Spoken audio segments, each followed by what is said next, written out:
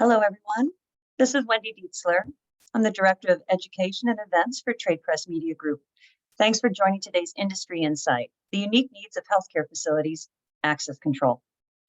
Before we get started with today's event, I'm going to give you a couple of housekeeping details. You've already heard that we encourage audience questions throughout the webcast. Please, we really mean it. So please feel free to type in your questions by navigating to the Q&A button at the bottom of the screen.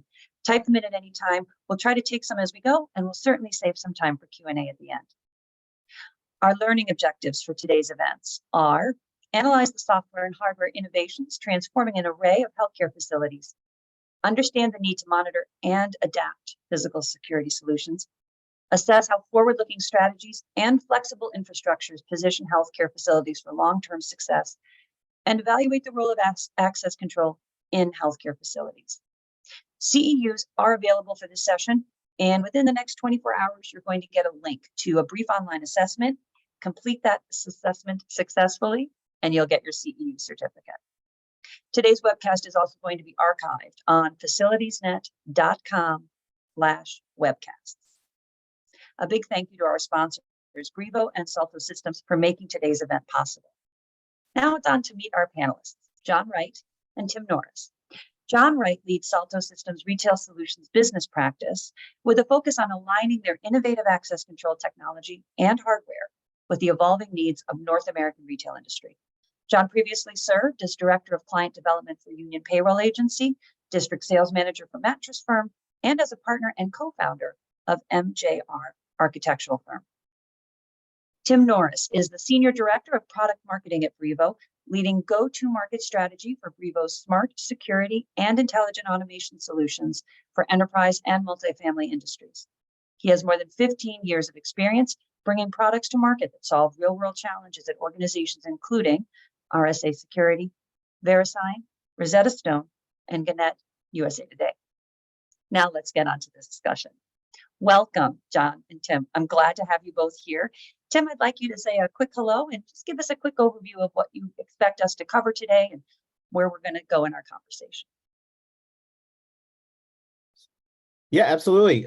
Thanks for having me. I am really grateful to be here. So for today, I think I'm really excited to talk a lot about what we're seeing from a digital transformation within the physical security and access control space. There's a lot of great things happening in this industry that we're seeing, and we're starting to see some of those innovations come into the healthcare space. So really excited to share some of the things that we're seeing with our customers and our partners, as well as hear your questions and have a great conversation. Thanks, Tim. I'm looking forward to that too. John, welcome. Let's talk a little bit about our goals today from your point of view. Yeah, super excited to be here. Thanks for joining us, everyone. Excited to join Tim as a panelist. So yeah, just I think we're going to cover a lot of great solutions today, and hopefully get some great questions and put out some great answers for you guys. But just very excited to be here. All right, let's hop in. Now, Tim, you use the words digital transformation. No doubt it's impacting facilities everywhere, but it's specifically being felt in healthcare, it sounds like. I know we've talked earlier about this. Sometimes healthcare facilities feel things a little sooner than others, and that's probably the case here. John, let's talk about that and talk about why is it important for our healthcare industry to be aware of this paradigm shift now more than ever? Yeah, the facility and security teams in the healthcare industry are responsible for protecting, a lot of sensitive information and very valuable controlled assets, right? So on top of that, they also have to manage a very wide scope of users, right? They got to protect everything from patient data to controlled pharmaceutical goods. They must also empower access to a wide array of users for types of people like staff, patients, visitors, and outside vendors. So we're talking about a very complex hardware and software ecosystem, all right? With Salto Access Control Systems, we can take a complex ecosystem and really supply a very simple and robust solution. We allow or restrict for a certain point to certain areas of maintaining control or valuable information and goods, right? We play a crucial role in maintaining security and privacy of those assets, on top of empowering users to move around very freely and securely. So this can significantly reduce the risk of security breaches and obviously protect against theft of unauthorized access. It also helps improve overall safety. In addition, digital access control systems can also enhance operational efficiency, right? Reducing costs. So Salto Systems, for example, can integrate with existing hospital systems such as time and attendance and payroll, human resource management, right? So this integration can streamline administrative tasks, eliminate redundancies, and provide accurate and up-to-date information for decision-making. Not to mention cutting the mechanical keys out of the equation, which everybody knows offers a huge considerable ROI, right? So we do all this by removing a majority of the massive infrastructure as well that it takes to run a standard analog system. You know, it's interesting. You're talking a lot about all these stakeholders in this space. They all use the building differently. They all use its assets differently. And it's very clear. And I think we're really just skimming the surface right now. So we've got access and we have control. And Tim, let's talk about those considerations we have to keep in mind when we're creating that balance of security with ease of use. I'd love your thoughts on that. Yeah, and this is something, you know, from even my career back in the cybersecurity days before I got into physical, like the whole notion you hear people talk about security and convenience, right? Or security or convenience. And this has been this like push-pull type of thing. And I think, you know, for so long in the physical security space, the notion of security has been we do all that we can to keep the bad guys out, right? Put up all the barriers we can, all the kind of checkpoints and all these other types of things to keep the bad guys out. And look, in the healthcare space, it's important in the sense that we all know that this is one of the most dangerous professions to be in, right? The workplace violence, the things that people are, they're in very states of duress, you know, when we think of things. So it's a very tense situation. But that paradigm has shifted a little bit. I think just like what John was saying, you know, the notion of it can be secure and convenient, that and being a big word there, is really important. We're seeing, right, that, you know, one of the Brivo puts out a annual security trends report, and we just released it, you know, a month or so ago. And one of the things is we partnered with you know, over 600 or 700 security professionals across the globe, right? And one of the key trends that we found is like people finally realize that ease of use and convenience is super important, and it's not just for the end user, but the more easy and convenient you make it, the more people actually do the behaviors you want them to do, right? So think of people handing off their badge or their fob to let somebody in because they forgot something, and all these types of just human behaviors, holding the door open for someone because it's nice to do, right? Tailgating events. These are all human behaviors. And so when you implement security controls in a way that's super convenient, you're also, you know, getting people to do things the way you want them to do. An example of this, just to kind of share some real world things, is like things like using mobile credentials, right? We're seeing, you know, rapid adoption of mobile credentials. And when people have been talking about mobile credentials for a long time, Brivo's been talking about, you know, we have over 2 million mobile credentials, you know, out in the wild today. But we're really seeing that adoption, and the things that you get with mobile credentials, such as people are less likely to just hand their phone off, which, you know, God bless, we have everything of our lives are running on that phone. Hand that phone off to someone so that they can get into a, you know, some closet or some facility or some other kind of thing, right? So you're inherently increasing the security by also reducing some of those human behaviors of just give, hey, here's my fob and go get in.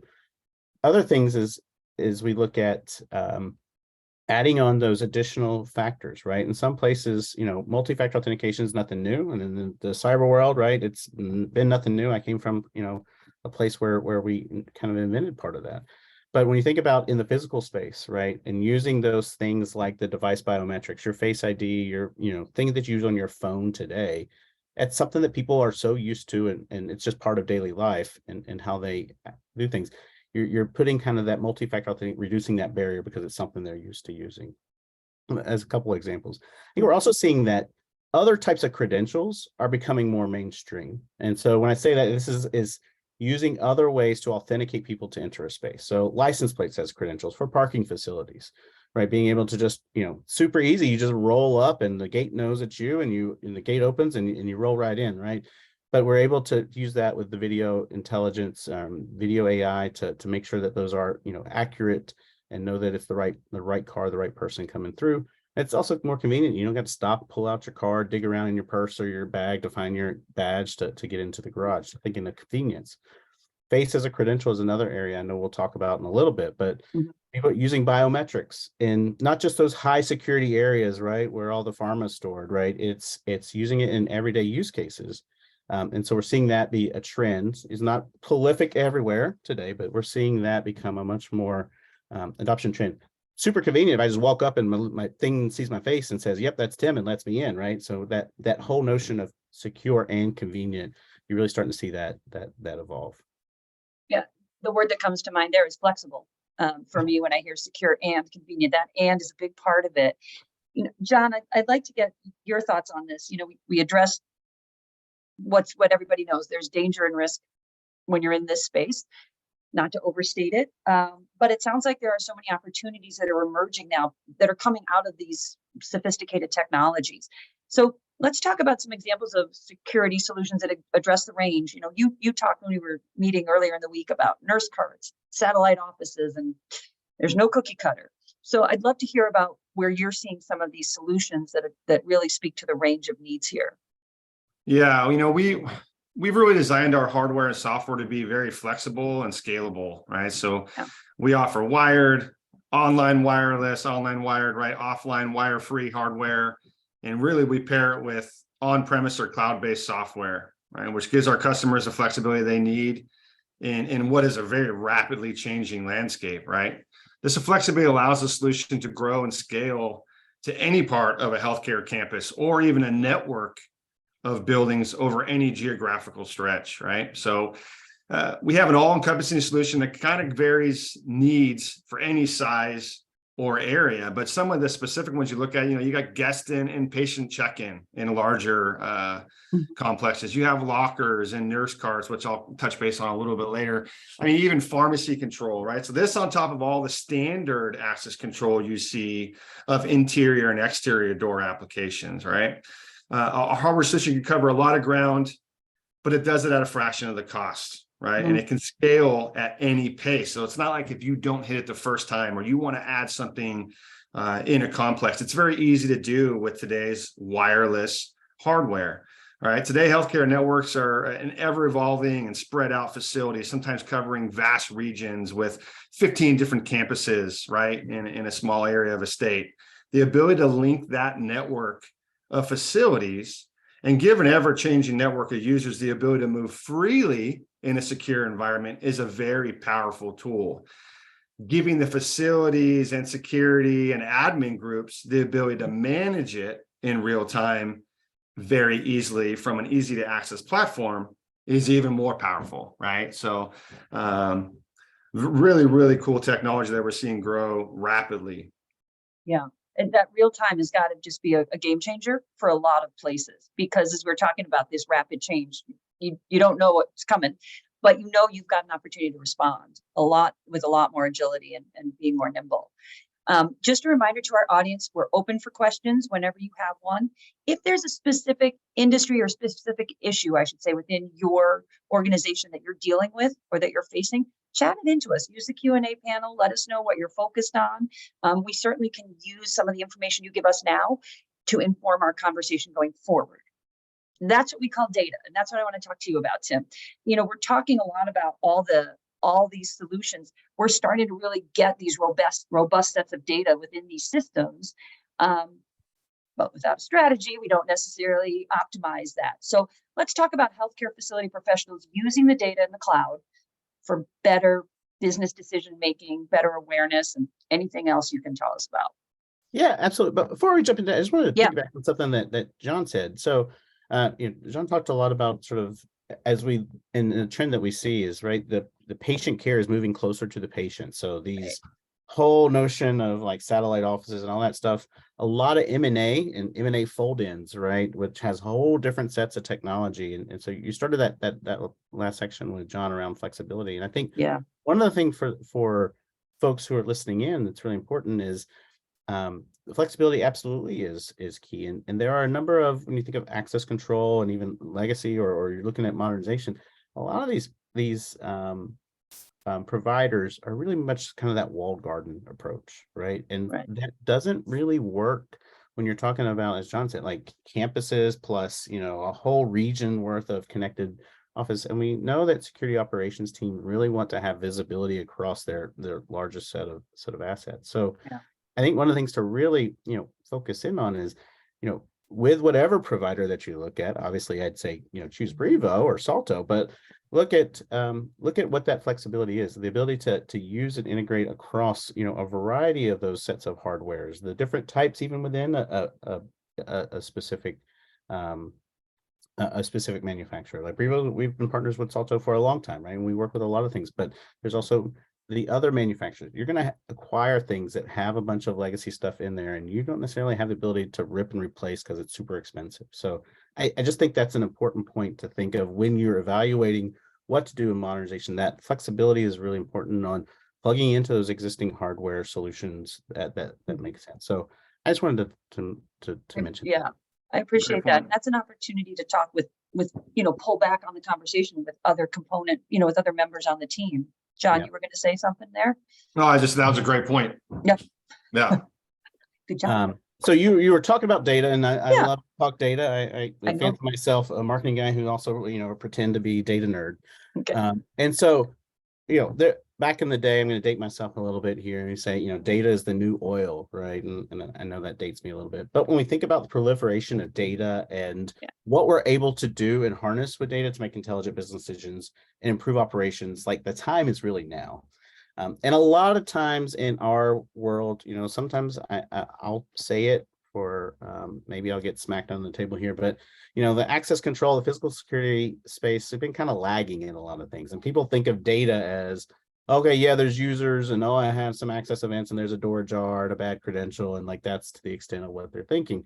But there's so much more to consider. And so when I talk to data to customers, to our partners, to security integrators, to healthcare facilities, what we really mean is we're able to pull all of the things from people, places, things, devices, whether it be hardware or other types of devices, spaces, what's going on in a physical space, video, events, all of these things into one place and correlate that. So harmless or shameless plug, Brivo, we've built our platform on top of this data layer, right? Which I think is really important because you have to architect solutions in a way that can actually harness and make sense of this data. Because data for data's sake, like who cares, right? It's just a bunch of ones and zeros.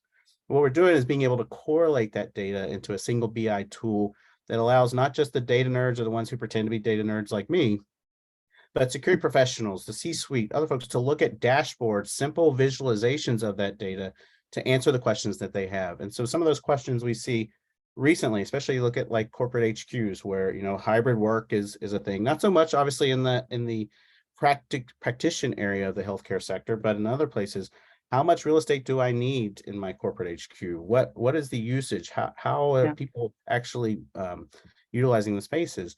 One thing that we can bring that data to bear, one of our healthcare customers that I spoke with recently, he mentioned, he's like, I've never had to pull so much data and give it to the C-suite.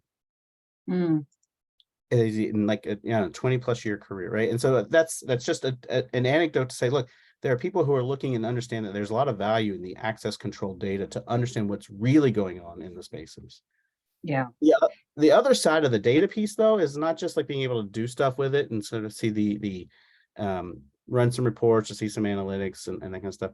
It's like what's being done under the covers with the data, right? And so I'm going to use the buzzwords. So you've got your buzzword bingo card, and we say AI. There we go. I said it. It's not a webinar unless you throw it out there, right? Right. But no, seriously, like this AI really is the next generation. And when we talk about this, we're putting AI into tangible practice. So, and this is one of the things that really irks my thing. Everybody wants to throw out, oh, AI, machine learning and this stuff, but not really show how it's being used in a way that impacts somebody's daily life. And so a simple example is we have this massive cohort of data, analyzing it at the individual user level to then detect and then put out a priority alert when we detect an anomaly, right? It might be a completely legit event, access event. It might be something that I have permission to do. So it's not like I've done anything bad. But if Tim, never goes into this area or this closet or this wing, let's flag that for the security operations professionals to just take a look, right? So prioritize what they are investigating. And so when we think about, especially those, a whole campus, but think even beyond that, the whole healthcare system, that's being kind of managed. There's hundreds, thousands, tens of thousands of access events, video clips, video streams that are happening, every minute, every hour. And so it's not feasible to think about all that can be watched. So using the AI that's saying, hey, something's just a little out of the norm here, take a look at that. All these other things that we know are in the norm, right? Those are less important for you to do an investigation on. Trying to really tangibly make a difference from security operations. And we all know the last couple of years in the workplace, as far as hiring and acquiring talent, and it's been a challenge. And so we have to do more with less, whether it's through cuts or through just being able to find and acquire the right talent. Using those types of tools is really how we're looking at AI and kind of the future of data to find ways to make security operations more efficient, effective in tangible ways, not just, buzzword bingo. Yeah, John, we're talking about AI, of course, the buzzword bingo, as you talked about, but we're also talking about what that brings to light. And I'm wondering about, we talked earlier about what spaces facility professionals need to keep in mind as they're assessing their facilities, as they're looking into their access control strategies. I know we talked a little bit about the range of spaces, but let's dig into that a little bit more. What kind of guidance would you provide our audience on what to keep in mind as they're going forward in those assessment pieces? Yeah, so putting the standard access points aside, we're talking front door, perimeter door, all that fun stuff, and starting to look at some of the creative ways access control is being used in healthcare facilities. Some growing trends we're seeing include items like nurse carts or medication carts, right? So this is taking wireless hardware and really allowing the solution to be flexible enough to capture and track the implementation of medication and supplies via a rolling standalone cabinet, right? Mm-hmm. And the lock utilizing a staff credential to gain entry and the audit trail. And as Tim said, the data, right? As we say, data opens the door.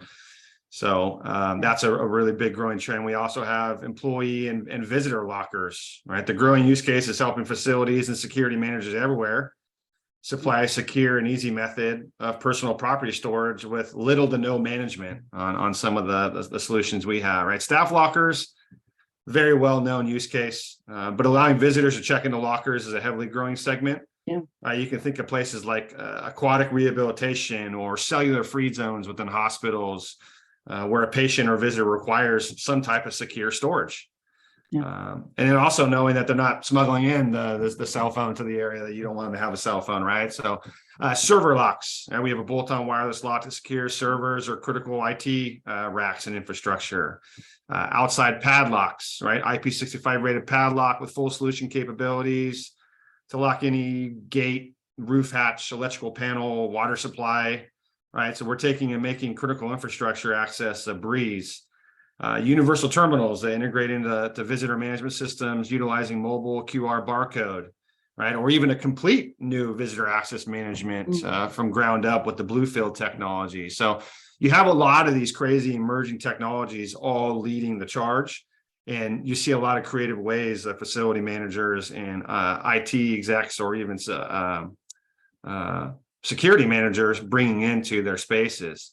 As a hardware manufacturer, we can create some very cool products, and we have a lot of flexibility with our wireless hardware and mobile credential solutions and all that fun stuff. But it opens up really a never-ending usage for facility managers. It's a lot. It's a huge range. So I'm wondering, Tim, there's some education that needs to happen, right, for our audience here, for our facility professionals, and because of the rate of change and the rapidity of new technologies emerging, I think the challenge is to get everybody up to speed without overwhelming them. So how do we take that bite-sized approach, if that makes sense, or what approach would you recommend to get us up to speed? Yeah, I think that's important. I mean, we could even start to throw in secure printing and using your badge to get into printing, right? Like really get into there's a lot there, and so I think it's easy and passionate for folks like John and I to come and talk about all these great things that are happening right in our space, and so there really is. Again, if I think about access control, has been really kind of a laggard in a lot of cases, in a lot of innovation. There's some of the folks I think like Brevo and Salto who have been leading a charge in innovation, but I think just in general it's been a little slower than other areas. But that can be just completely overwhelming. So I think for me, and this is going to sound kind of basic, but I think it's important, it's understanding what is your actual objective in security. Adopting technology or something, magic buzzword, AI or whatever kind of thing you want, just for the sake of technology is it just a failing, proposition no matter what. So let's get back to the basis. What's your objective from your security modernization? Why are you doing it? What's the expected outcome? What are those specific use cases? And I think of things like the M&A, like I mentioned, there's a lot of M&A going on right now. Is the goal here for broad visibility and standardization, right? If that's the case, how can you achieve that maybe without having a full rip and replace of all these things, right? I think that's how you can kind of focus your thing, because we'll start talking about face authentication and all these other things that are super cool and sexy and a lot of things, but it may not meet the actual objective that you're trying to do. So I know that sounds very basic, but we sometimes get caught up in the tech and the cool things that are going on that we need to kind of bring it back down to say, what are we really trying to achieve? I also and I'll reiterate my point from earlier.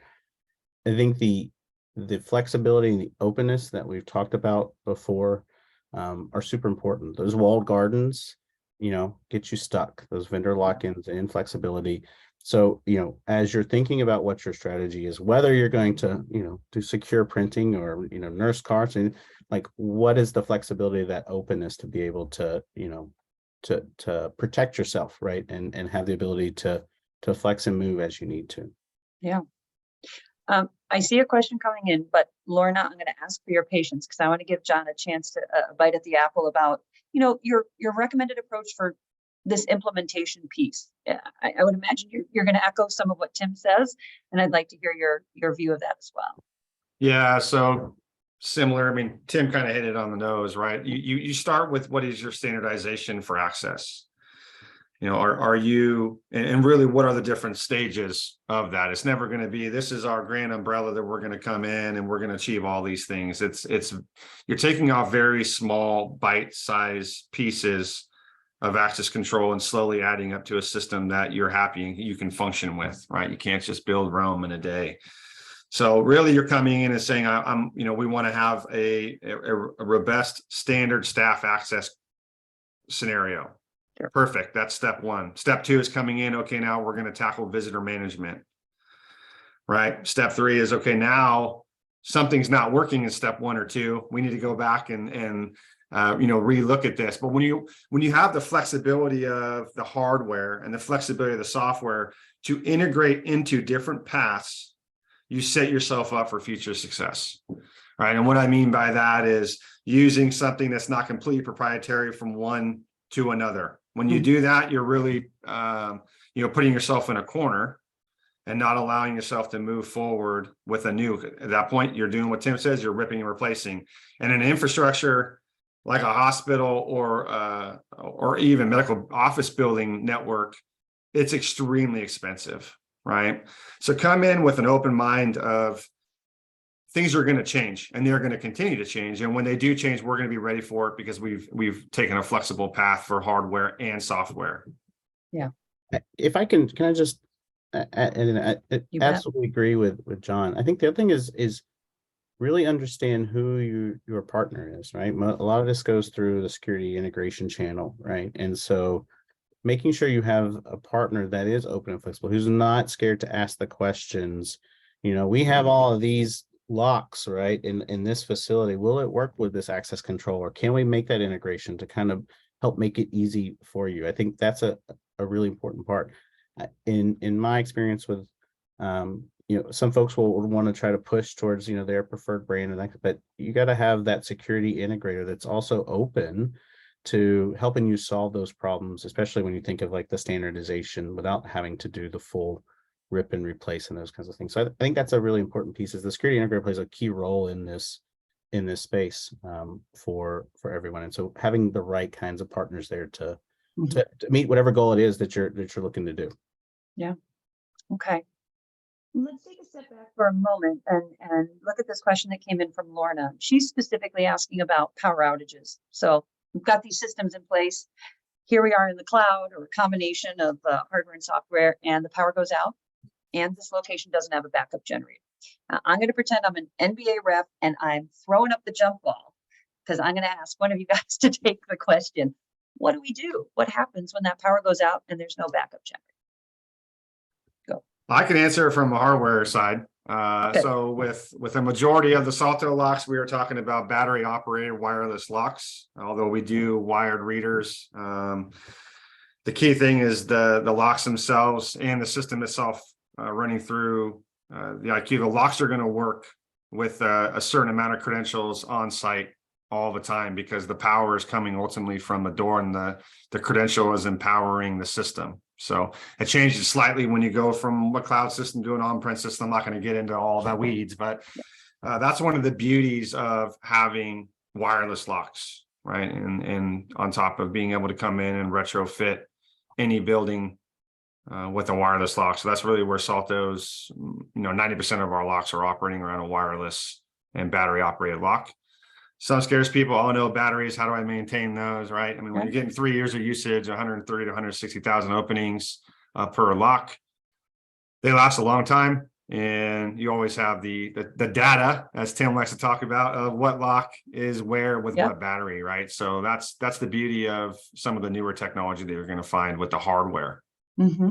All right. I would just weigh in. I mean, even on the access control side. So when you look at the readers on the wall and all that kind of stuff that's connected to the cloud, same kind of thing, right? We're running panels on battery backup. We're running all this, so like it's still going to work. There's a large number of cached credentials, right? So if there's not a connection to the cloud, we also get what if the connection goes down, and so that's all pre-built into the solutions that we're at. 10, 15 years ago, maybe those were more those typical challenges, but we built those redundancies into the solutions to manage power, internet connectivity, and all that good stuff. So feel confident. Cellular backup, there's all kinds of fun stuff that a lot of solutions provide. That's great. That's very reassuring. Thank you, Lorna, for the question. Everybody, feel free to keep asking them.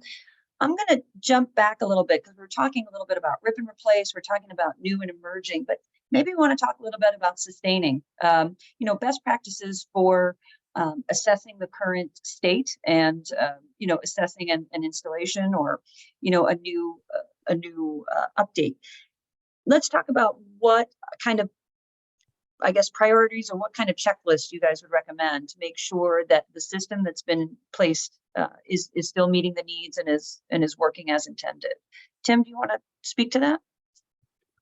Sure. Yeah, I guess I'll give a couple of things. So one, I think you have to look at, a lot of times people look at just an upfront cost if you're going to do a modernization, right? Mm-hmm. And that's obviously important, but what's that ongoing cost? And a lot of these, most of these facilities are living in an on-premise world, and all this. So what is the full total impact of the costs in which you're putting, and are you comfortable continuing with that and running with, security patches that got to be applied in person and all that kind of stuff?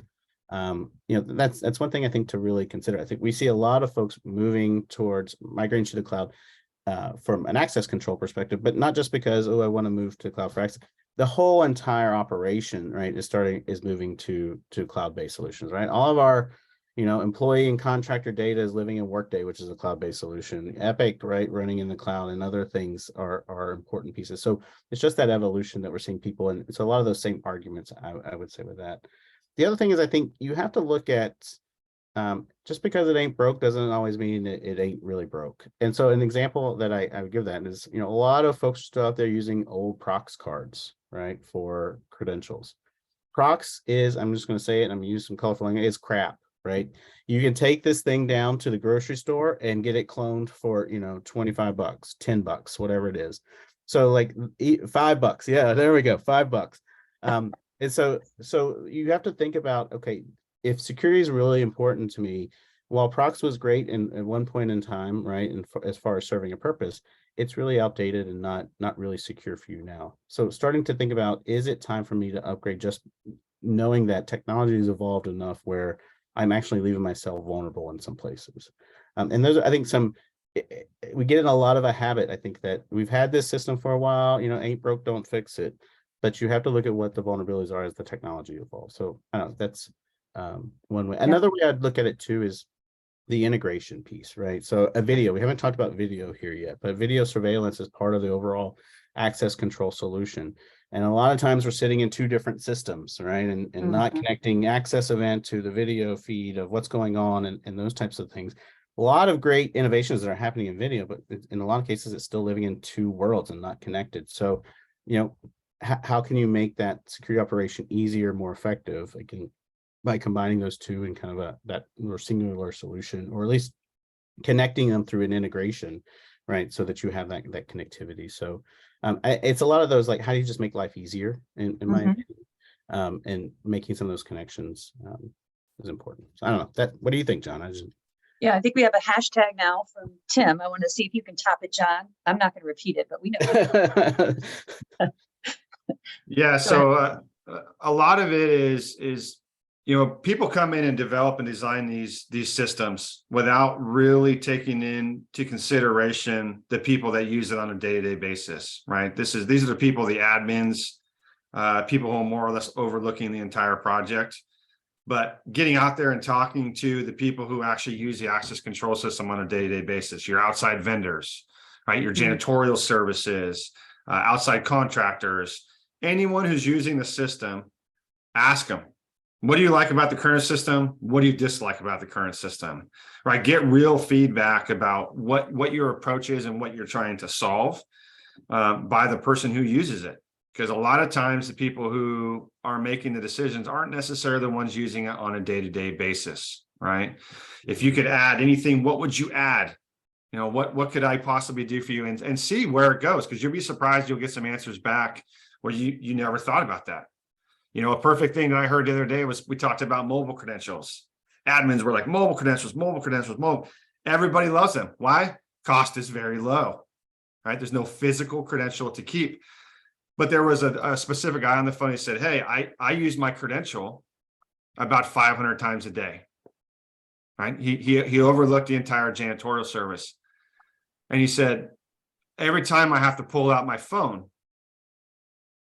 I may have things in my hands, right? So that use case changes for him so much that he was like, I don't want to be, I would rather have, I'm not going to say prox card, right? I'd rather have a mag stripe, Tim, right? You'd rather have a mag stripe. No, he'd rather have a physical credential because of the amount of keys he's going into, right?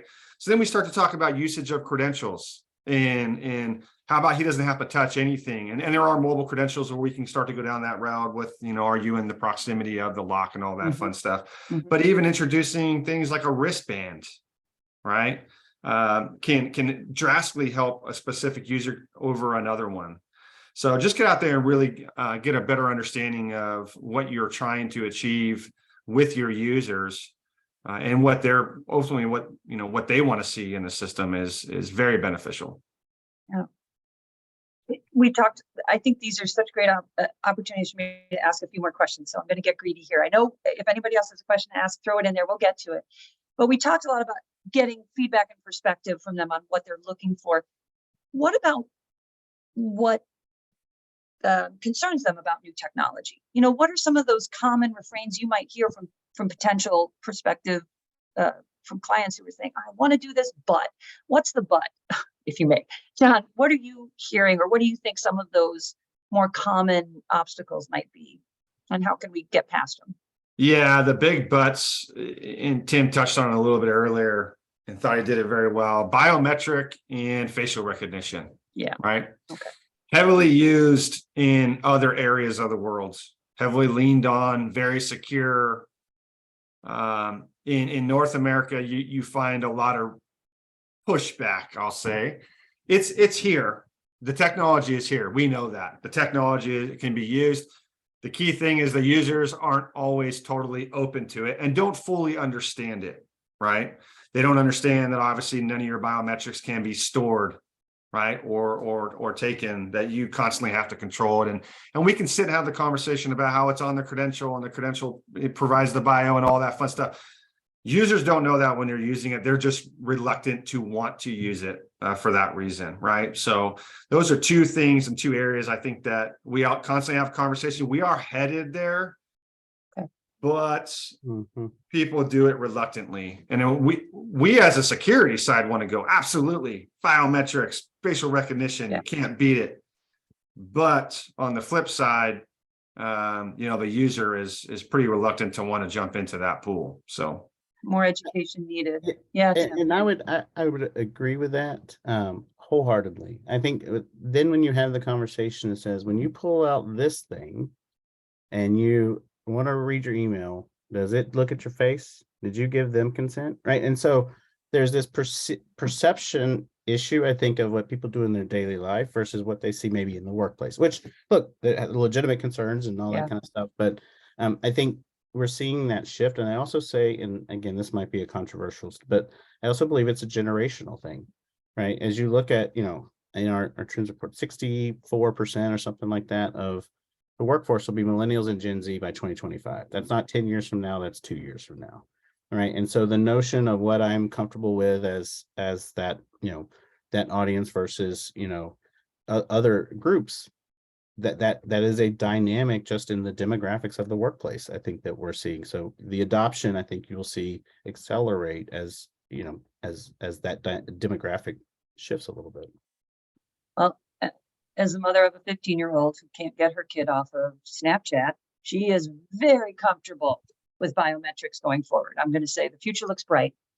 Well, and also I would say, you think about millennials, we're not just the little whippersnapper, punks that we other. They're the 40-year-old guys like me, right, who are, taking leadership positions and roles, and Yeah. cloud is just second nature to what we do. So, Absolutely. yeah, again, it's there's the evolution of kind of the workplace and the technology that's expected, and the experiences that are expected in the workplace. So you talked a little bit about some of the study, the results from the study you conducted. Are you seeing, is there still, and John, you talked about it too, North America versus global. Are you seeing that other areas of the globe have a few steps ahead, are a few steps ahead on where we are in North America right now? I mean, when you talk about specific to facial recognition biometrics, I mean, obviously your Asian countries, it's been an embedded technology for years, right? Mm-hmm. They expect it to be as a part of the solution.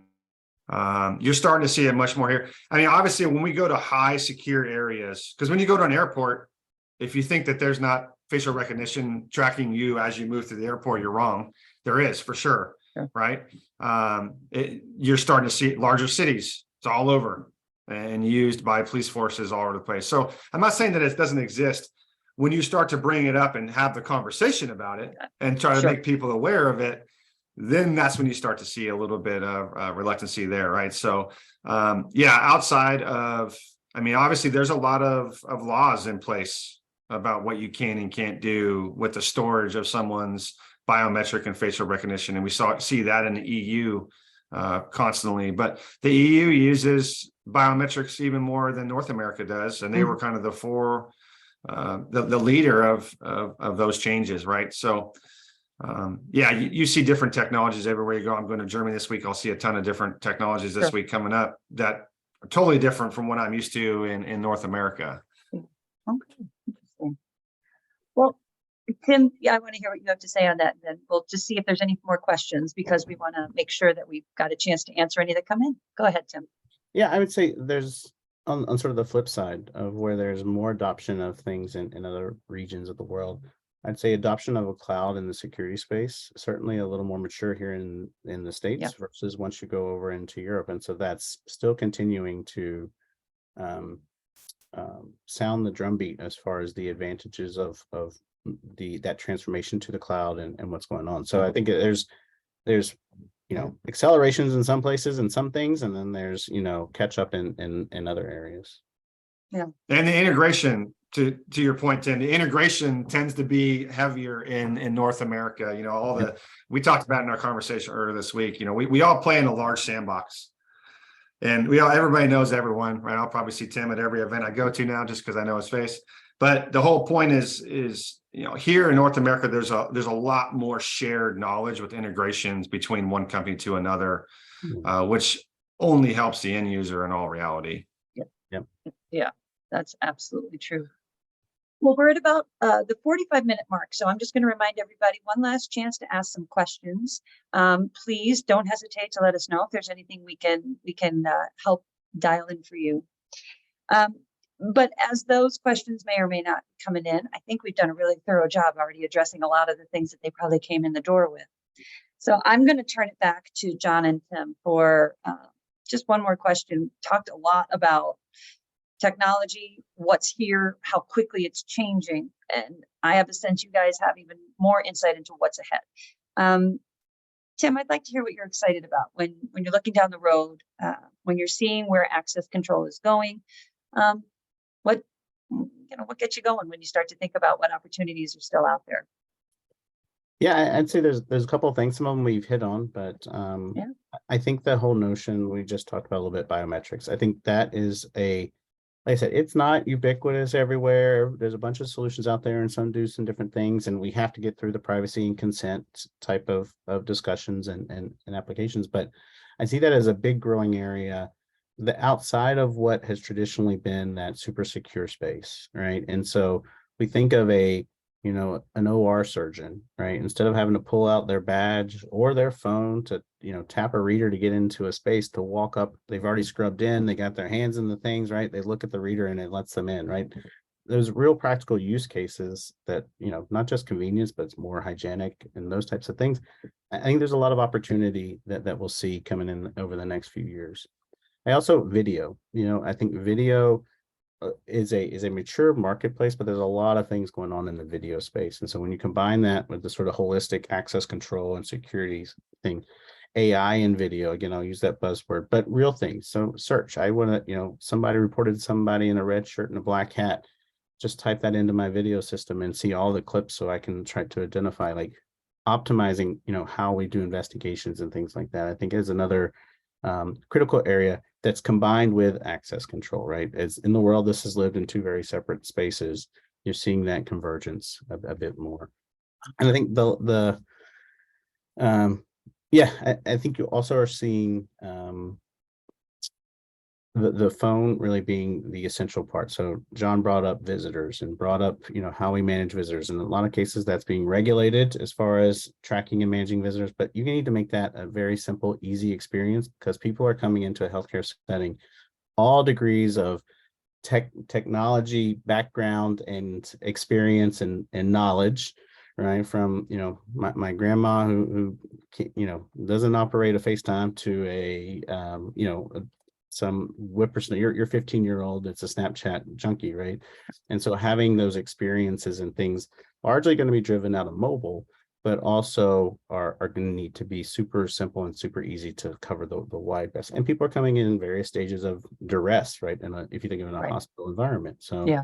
I think how the experience transacts on the mobile device is also a very important thing that we're going to continue to see evolve and get a lot better. There's some good solutions there. I mean, I would say we have one. I know the Salto folks have one too, but you're going to see that really focus on the experience, taking that notion of what Apple has done for an experience. Oh, he did it. I knew it was I going to be mentioned. But to what we've done in that experience, right? To be super simple and easy.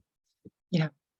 Thank you for that. And John, I'd like to hear what clearly Apple is something that gets the gander up, but what else? What else is out there? The Apple Wallet. Anytime, the Apple Wallet, as Tim knows, is the big buzzword of the last probably 4 weeks, right? With and we just launched our employee badge in Apple Wallet in the last.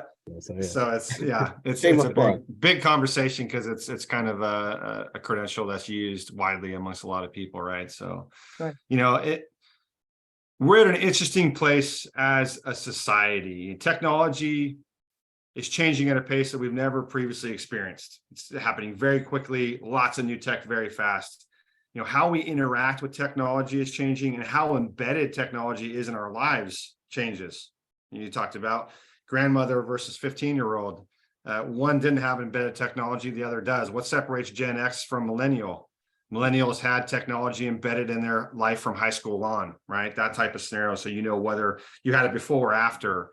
You know, at Salta, we've always focused on pioneering the access world. So over 20 years ago, we changed the perception of access with data on card technology, you know, kind of revolutionary how humans interacted with secure environments around them. And we still continue to do that today. But what I am most excited for in the future is really the combination of a phenomenal different set of companies and technologies, you know, specific to us, because I can't talk about everyone out there, but you know, we've got groups like Gantner, world leading locker and universal terminal solution providers, and Clay, an internationally recognized cloud-based access control solution, and Bluefield, an emerging employee, visitor, and outside vendor management solution, facial recognition with Cognitect, and Conidata with payments and all that fun stuff. So the amount of technologies that are now wrapping into what used to just be, how do I get through the door, turns into this use case of how do I use this entire facility, right? How do I make my user a little less stressed in a very stressful time, right? Or how do I allow my staff member to enjoy just a little bit more time on their break, getting from A to Z, right? There's a lot of different things that we start to talk about, but that user portion is extremely important and something that we always constantly try to focus on. On the flip side, as Tim talked about perfectly earlier, was about data and analytics and being able to control and do a lot more with less, right? So those are really the things that I get really excited about, as you can probably tell. But yeah, to sum it up, I'm just really excited what we get to do with our partners in the healthcare industry. It's a lot of fun. All right. Well, I think we asked the right people to this conversation today. That's pretty clear from my end. So I'd like to thank you, John. I'd like to thank you, Tim, for this an excellent discussion. I'd like to thank you to our audience for attending today. Reminder, we will be posting an archive of this presentation on facilitiesnet.com/webcasts in a few days. Watch your email for that CEU assessment link if you want CEU credit and cred for attending the webcast as well. And finally, I'd like to express our gratitude to our sponsors, to Brivo and Salto, for helping to bring this really essential information to our facility management community. We really appreciate that support. And with that, I'm going to conclude today's Industry Insight and wish you all a wonderful rest of your day. Thanks so much. Thank you, Tim. Thank you, Nancy. Appreciate you guys. Thank you all.